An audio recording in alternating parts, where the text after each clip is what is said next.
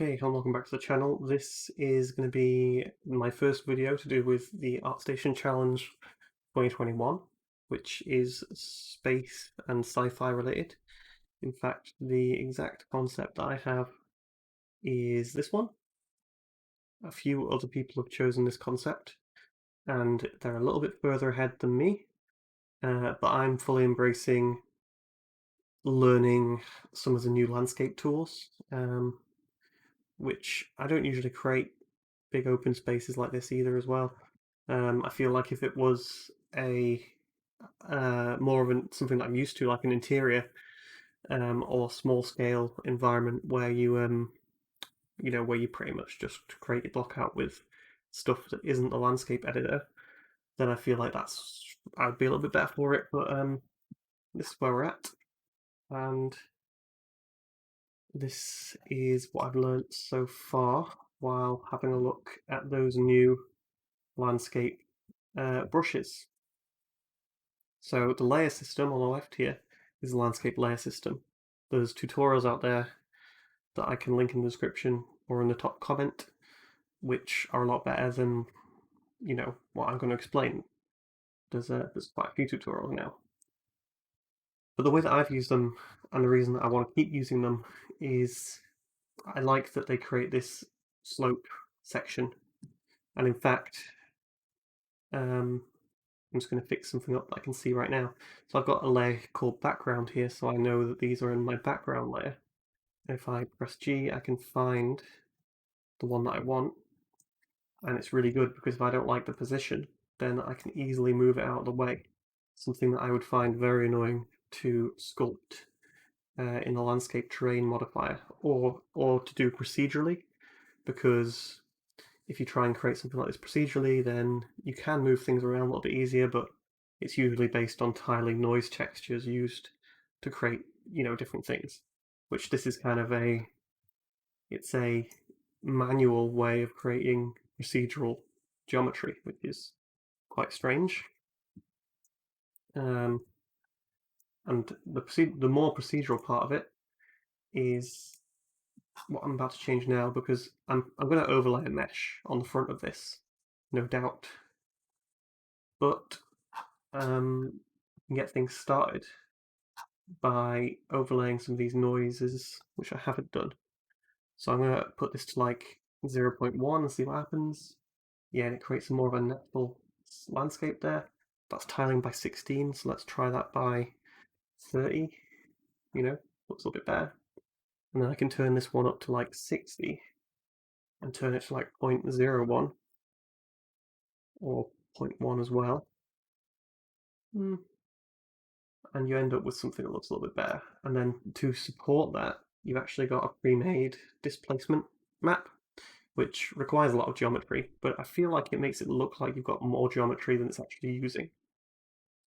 So I feel like I don't know how it works, but it's using this cloud texture. And I feel like by changing this to on, so let's go to like 100, because that requires some big numbers. By turning that on and tiling it by like 30 as well, I feel like it's adding like a bit of normal map to that, or I don't, or it's affecting the lighting more than the polygons would. And I think regardless of whether I put texture on there or not, for some of these background shapes, I feel like adding some of that is pretty good. Let's increased it. I'm just going to go 200, 100, sorry. And I wish there was a way to transfer that to all of the other ones, but I guess there isn't. So I won't really do that on stream, but make them look a little bit more like that. And then I did just test putting in my own texture. So I was testing, let's say we've got the part that's in front of the camera here somewhere. So the camera's down here. Well, I was testing a few angles with the cameras. The camera looking across the landscape here, and in the concept, it's got some of that, like the floor's quite uneven. So I was thinking, use a cells texture like this. I'll do it better. I'll create, I'll create some proper procedural leveling to it, which will be good a bit later on. But for now, as a test texture, all I need to do is go to, I don't know, I'll make a new detail channel by pressing, oh no, max layers reached, okay. On this detail layer, I will just continue to create the usual thing, which starts off as a triangle. You can change that to be a flattened shape, which allows you to move it up and down. It's really powerful. I'm going so far down that I'm looking at my water plane, which is much bigger than it needs to be. So we'll fix that later. Well, actually, the water plane being there is actually pretty good because in the concept, there is that water that it reaches, which is similar to the environment. But for now, I'll put it down like that, and I'll turn it into more of a circle shape. So I will just add an extra one of these, and the automated shape must be working on like some kind of automated polygon that it doesn't particularly like. It doesn't seem to like too curved shape. So the way that you can sort of fake that more is by increasing the edge offset. Let's go to 500 or 1500, and that's made it a little bit more rounded.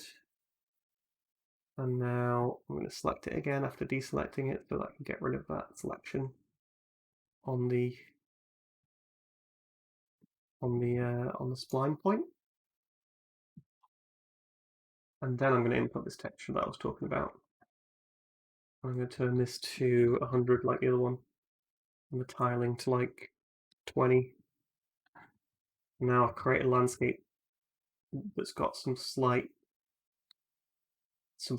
more subtle variation in it, which is kind of similar to if I was painting. I'd maybe try and get in the finer details. My landscape is pretty dense, but I've been watching tutorials, and as long as the fall off is more aggressive to accommodate for the detail, then it should be pretty good.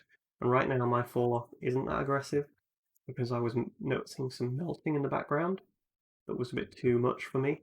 But I feel like, there's within screen space, it's not that bad. Maybe my computer's dying at the moment. I mean, that's not the full environment, but I don't know. You can easily change this stuff by going into landscape and just pulling it in more with so if I put that to like 2, oops, wrong way around, put that to 1 or 0.7. No, in fact that goes lowest as 1. Yeah, you can really tweak this to some numbers that are going to make it perform a lot better. But what you're losing is you're getting that meltiness in the background, which in the end might be covered by meshes. But I don't know at the moment, so I don't mind keeping it pretty strong. And even when I zoom out and it melts, you're still catching a lot of that information from the texture. So it's not losing detail, which I think is pretty good. Which is why that bit in the floor here looks so high quality, regardless of how far away I am. When it's using less polygons,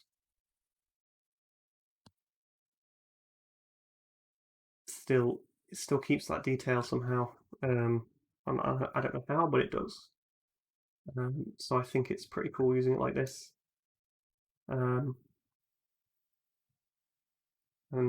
Yeah, so Google or check the comments for some of that stuff.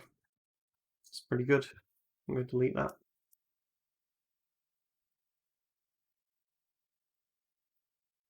And I'm going to reset my environment off stream. So that's pretty much all I've done on this so far. I've been learning how to do that, which means that I've actually not done that much in the scene. Hopefully I can get another hour in and just make a little post. But yeah, so thanks for watching, and I'll see you in the next video.